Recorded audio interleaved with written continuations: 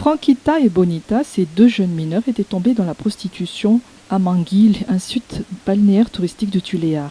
Aujourd'hui, ces deux jeunes filles ont pu sortir des affres de cet enfer grâce au soutien de SOS Village d'enfants, de l'UNICEF et de l'OIT, en leur donnant l'opportunité d'apprendre un métier dans l'hôtellerie. Le travail forcé, l'esclavage moderne, la traite des êtres humains et le travail des enfants sont des pratiques courantes qui illustrent les violations des droits humains.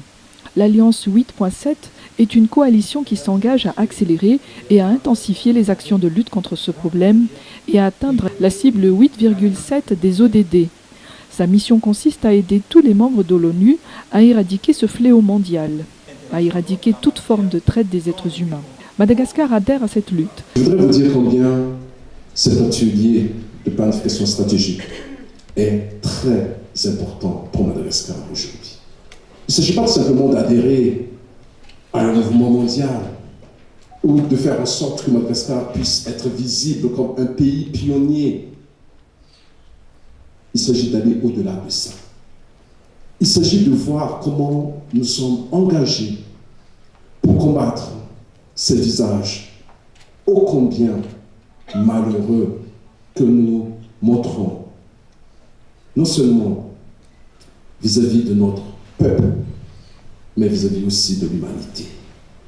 Voir des jeunes filles, des jeunes garçons qui sont exploités sur le plan sexuel, voir des enfants qui continuent à travailler dans les carrières, dans les différentes exploitations agricoles, utilisant des produits nocifs pour leur santé.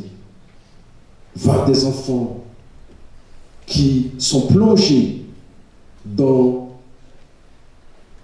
des tunnels pour chercher des pierres précieuses. C'est pourquoi nous voudrions dire tout haut que non seulement nous sommes conscients, mais nous sommes aussi engagés.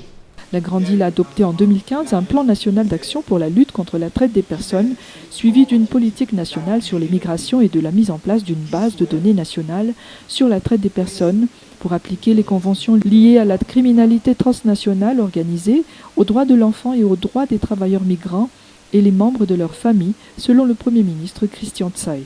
Madagascar compte 130 victimes rapatriées, des travailleuses envoyées au Koweït et au Liban.